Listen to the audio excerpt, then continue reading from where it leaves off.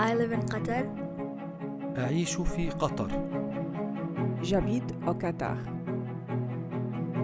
Yo vivo en मैं Qatar. Qatar में रहता हूँ أنا عايشة في قطر. قطر 我生活在卡塔。 درست أنورال أنا بعيش بقطر. Ben Qatar'da yaşıyorum. أعيش في قطر. Nakatira ako sa Qatar. Eu moro no Qatar. ساسا نعيش قطر.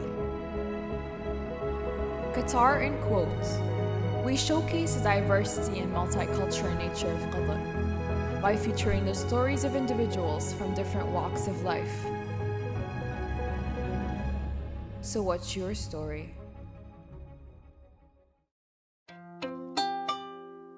So my name is Erick Kirimi, Mutomi. I live in Qatar. I'm originally from Kenya. I currently work in Qatar Foundation as a security guard / artist. Hi guys, my name is Makhlouf, and I'm gonna be your host today. Hi Eric, it's so good Hey. to have you here today. Thank you so much. Thank you It's a so much pleasure. for doing this. Thank you so much. We wanted to talk to you because we're really interested in your journey, like as an artist, but also you work as a security guard to support yourself. Yes. So I wanted to ask, I hope this is not a very intrusive question. How old are you? I just turned 26. Oh wow. Yeah. Okay, so before you came to Qatar, what were you like? What were you doing in Kenya? Were you still pursuing an education? Did you not, or like what was your life before you came to Qatar like? Oh, so I was taking automotive engineering first year. So I dropped after 1 year because I realized it's not working for me, and I was seeing the fact that I was in entrepreneurship, and at the same time I was in the I've gone through parliamentary training. I've trained 200 recruits. I felt like it wasn't working for me. I didn't get a good advice when I was taking it, because I thought the fact that I like cars, it's something that I should major in. But after 1 year, I realized no, the challenges were too much and I had to drop it. Yeah. All of us as kids, we always have like, colors and paints, and we draw like small little, houses with little suns at the corner of the paper. Did you ever do that? When you were younger, did you ever have like a moment when you were like drawing or painting or whatever it was and feel like, oh, like this is something that I actually like and I am interested in? Or did you never kind of take that as a major or something that you could probably pursue in life? Because I know from my own experience where I come from Lebanon, it's very looked down upon to have a major in arts, and whatever kind of arts it is, like even if you are a painter, if you're an art, like whatever it is, it's just so looked down upon, and it's not like looked at as a real job. Like people who work in arts are very like kind of like belittled in a sense, like, oh, you should be a lawyer or you should be an engineer. Do you have like that same approach back home? Like, was your family supportive? How was your background like in terms of what you wanted to pursue in life? Well, I at the age of 7 ended up in the streets, living in the streets with the street kids, and I was homeless. This is because I have an uncle who is very conservative and uptight, and he was to support my education when I was 6 years old. But I was in his car, he's driving me to his place, and he asked me like, what do you want to do in life? And I was so quick because I was young and hype, that kind of a kid, and I said I want to be a fashion designer. And he's a lawyer, his kids are taking law, and he wants me to be that kind of a child, and I know I cannot be that kind of a child because I'm an average student. So he asked me whether he's going to pay a school fee for me to be a tailor in future. So that's how he didn't do that, and that's how I ended up within less than 1 year I ended up in the streets. So during this time, like drawing, taking a pencil and a paper, I used to draw like cartoons, animations, this kind of stuff. I didn't know it would be a thing. It was just a way of me like just, passing time. Because I remember the first day when I slept at the streets, I slept on cartons. And so the following day I had to like collect plastics and go and weigh them to get something to eat. And I would go to buy something to eat, and at the same time buy paper and a pencil just to draw, just to, it was like a comfort zone for me, just to escape the real thing that is really going on in my life. And this is one of the things that I did as a kid. I used to draw, but I didn't think it can be something in in future.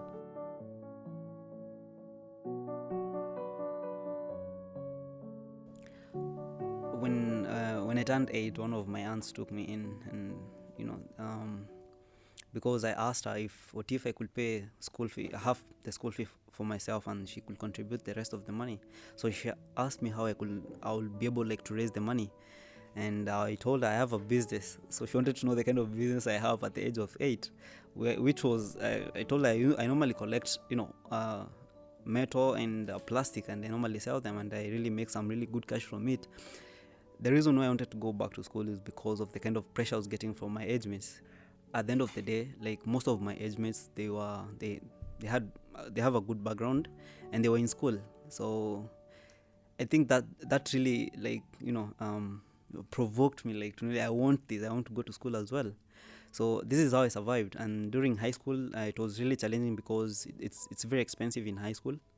So even in high school, I could go to school during the day, and the evening I'm in the club working as a barman or selling stuff, selling clothes. I could do anything. I was just selling anything just to keep myself in school, because this is how I could survive.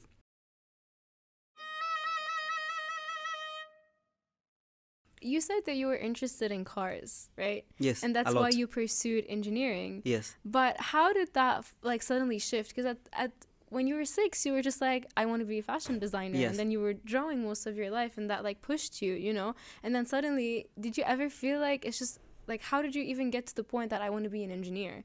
Which is so different from what you originally wanted to do as a child. Okay, so there is, as a kid, I was collecting stuff. I was having street kids. I got 10 street kids who could collect plastics and metals for me. So I realized I don't even have to do that on my own. I can just work with these guys, and then they bring me the stuff, and then I pay them.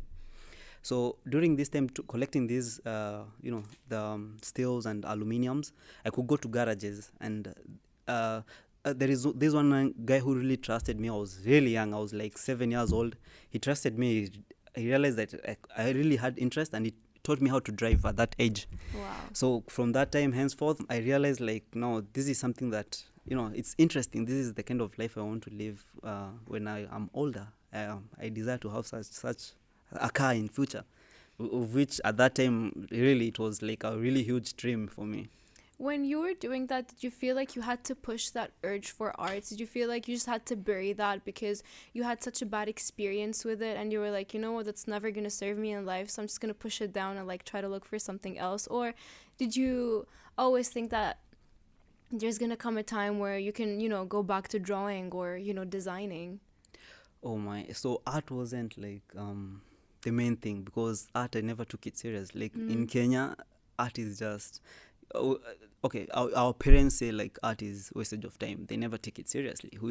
How are you going to survive with only being an artist, So no one really takes it serious. So art was a comfort zone where I have 2 hours, I can just take something and draw. I could watch a movie, maybe animation, Mowgli maybe, and I'll be okay, let me just draw the pond in the movie. This kind of stuff. But it wasn't a thing. It wasn't something that I could say I had a future for. Yeah. I was just doing it for fun.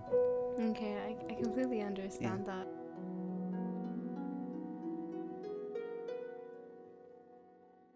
How did you come to Qatar? What was your journey like? How did you end up being here? On our plane, I guess. Anyway, so I was trying to get a job, and by that time, really things were really not good. So the only job I could get is a security guard, and that's how I ended up in Qatar. And I knew it's a good opportunity for me since it's a first world country, and I saw a bigger dream than just, as I can come as a security guard, but at the same time, I can fix something else can come up on the way. And that's how I ended up here. Did you start your art back at home, or was it something that you started here, or just how did you come to the point of I want to be an artist, or how did you start your art, Oh, well, okay. It all began last year in November. And I didn't even know I can paint, since in Kenya I was too busy surviving. So this one time, the school dean of Georgetown, he just tapped my shoulder, and he asked me can you paint? Because I asked a very simple question and I was invited to one of art galleries, and then he asked me whether I could paint. So since I've never done it, but because I had maybe I think I thought that I could do it. I told him yes, I can do it. So that night I went, when I went home, like I spent like 2 hours on YouTube just learning how I can just mix colors and paint. And that's how I ended up painting one paint for him within 1 week. This is so interesting because Yeah. what I thought is that you already painted before you came to Qatar, and then, like, things happened to merge and, you were working as a security guard on the side. But I never expected that, you actually started painting here in Qatar. That's so interesting. Yep, it's the rest. So on Instagram, you have your art account linked, which is Art Meru, Yes. right? Can you talk to us a little more about that? Like, what is your art style? What are you most interested in? Where'd you get all your inspiration from? Like, what would you describe your art as? My art is basically abstract paints, because I tried all kind of paints, and I ended up realizing I'm more into abstract paints because they don't have a shape. Like, it's the way I feel about the paint, how I just want to at that moment. Like, for example, what we're going through right now during the COVID time, everything is just unknown, and the fact that everything good you don't have plans for them. So I feel like abstract paints is awesome for me because it's not realistic, and that's how I ended up liking, really getting into abstract paints. Yeah. That's really interesting. I was going through your art account. It's a lot of colors. It's a lot of, it was very fun to look at. Do you ever feel like people do not take your art seriously just because you're a security guard or that you come from Kenya? Do you ever feel like people don't take you as seriously, especially here in Qatar, since there's a lot of, this kind of hegemonic ideology and I'm better than you and you're better than me, and this entire idea of class, you could say. Do you ever feel like people just, discriminate against you or don't take your art seriously? Honestly, I don't think I've encountered such an scenario, but because everyone that I've been around has been very supportive. Like Georgetown staffs and the students in general, like all the students in Qatar Foundation, they've really been supportive about what I do. As much as I'm a security guard, I still have a life after my uniform. And so it's a good opportunity, and I normally take it seriously because I have never really encountered anything negative about it. And that's how I ended up having a project whereby I'll be working as well with other workers in Qatar. Yeah. That's really interesting. That's good to hear. What do you feel like in the next few years, your plans would be in Qatar? Do you feel like you're going to develop your art as, a Qatar-based artist, or do you feel like at some point you're just going to leave and start your art back home? Or, what are your plans for yourself, in terms of art? Honestly, my biggest goal right now is to create 1,000 jobs through art. Mm-hmm. Already, I was looking for 20 artists from 20 different companies, from 20 different countries who are workers in Qatar, who I can work with. And surprisingly, during these few months, I've already been able to get 12 of them already. And it has been a really an amazing journey because I'm able, I provide them with the paints and everything they need, whether it's pencils, any kind of art they do. And it has been working. So my aim right now is to settle here at the moment. And create those 1,000 jobs for workers as well, because I want it to be the fact that I'm not athletic. I thought maybe these artists, most of them, they're not even athletic, so they can use their extra time doing the paints, painting and drawing as well.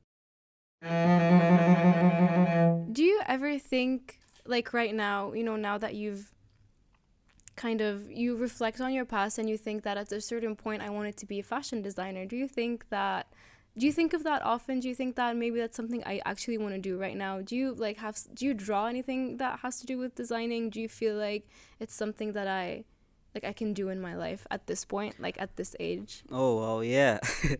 yeah. I totally do that. I always fantasize about it. It has been there ever since I was a kid, and it's something that really drives me, because at the end of the day, if you're able to work with people, one thing that I've learned about life is to multiply my hours. Everyone has 24 hours, but at the same time, if you're working with 10 people and you're working for 2 hours yourself, if you get to 10 people, these are like 20 hours in a day. So if you're able to work with people, it's a life-changing thing. And with fashion and design, it's one of those things that really move me, and people never stop wearing clothes, and it's awesome looking at people and they look awesome. Yeah, I completely agree with that. That's so beautiful. Do you have anything else that you'd like people to know about you? Is there anything that you want to talk about? You feel like you just want to put it out there, you know? I feel like it's the high time like people really start identifying workers at the same time. These are people, and they have their own like private lives after what they do at the end of the day.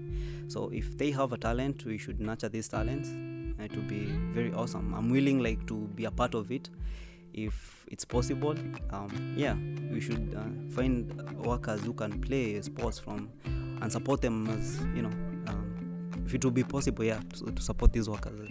It's really beautiful what you're doing. It's like you're not only doing this for yourself, but you're also like pushing other people in similar situations as you, or even in a worse situation, to also, have the courage and have the support to move forward and do what they like in life. So I feel, it's really interesting for us to have someone like you to talk to, because it just doesn't come often every day, and also we don't make an effort to look out for people and to listen to their stories and figure out what they do or what they like to do. I feel like a lot of times we don't humanize people enough, and it's so beautiful to be able to talk to someone who has that kind of approach on life and who just looks at people similarly, and you try your best to be there for other people, just like some people were there for you, and you acknowledge that workers do have their life behind a uniform. Yes. So it's just beautiful to see, and I'm really, to be honest, I'm, as a student and as someone who also had people encourage her in life, I'm so impressed by what you do, and it's just so impressive that also a lot of people are supporting you. You've had a difficult life, and being a student at NUQ, like, we've had to talk to a lot of people who might have similar stories, or at some point you still had some kind of hope and you did push for yourself. Like, you had that motivation. Other people don't. Other people have kind of lost this drive because of how they're treated or the very few opportunities they get from life. Do you have anything to tell those people? Do you have anything, like any kind of advice that helped you survive, and you would like to pass that down to other people? Well, to be honest, as a human being, I understand that you're so clueless about so many things, and the fact that I grew up through an environment whereby most of my age mates are either in jail or they were shot, or maybe they're addicts or something. I just got a different kind of a vibe whereby I wanted a better life. I've always desired to have a better life, because by the time I was 4 years old, I lived with really well-off family of mine, and now transforming that to the street, I realized like I need a life that I had before. So this has really given me the desire of taking every opportunity that I get very seriously, and this is why, like, you called me about this podcast. I had to make it in the morning. It's a good thing. It's a good thing, really, and this is how much I take opportunity very seriously. So my message is, if you are able, even if you're a cleaner or any kind of job that you're doing, it's just a normal job, but if you've been given a chance to come in such a country, it's a very small country, and with a lot of opportunities, take it seriously and take it aggressively. Just do anything you can to just do your thing and see how much you can grow. Thank you so much, Eric. That was such a beautiful story. Thank you for being so open with us today. It was really like heartwarming, and it was so touching that everything that you've gone through and how much it took for you to build yourself, and like everyone here is so proud of you. Thank you so much. This is such a beautiful journey.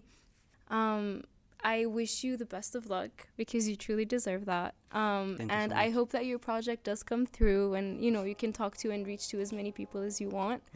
So thank you so much for being here.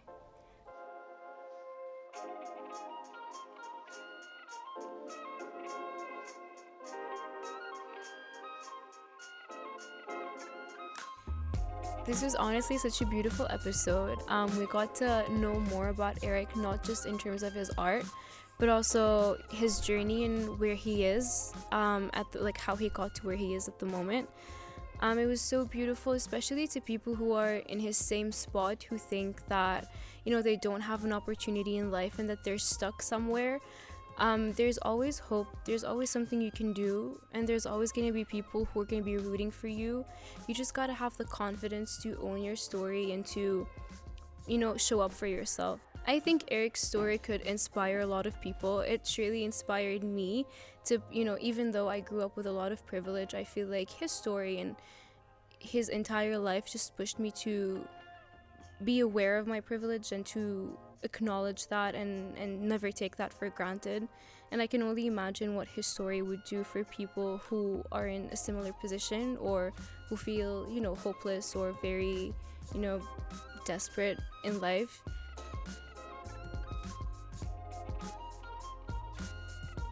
I'd like to thank everyone for listening to this podcast today, and I hope you tune in for more episodes.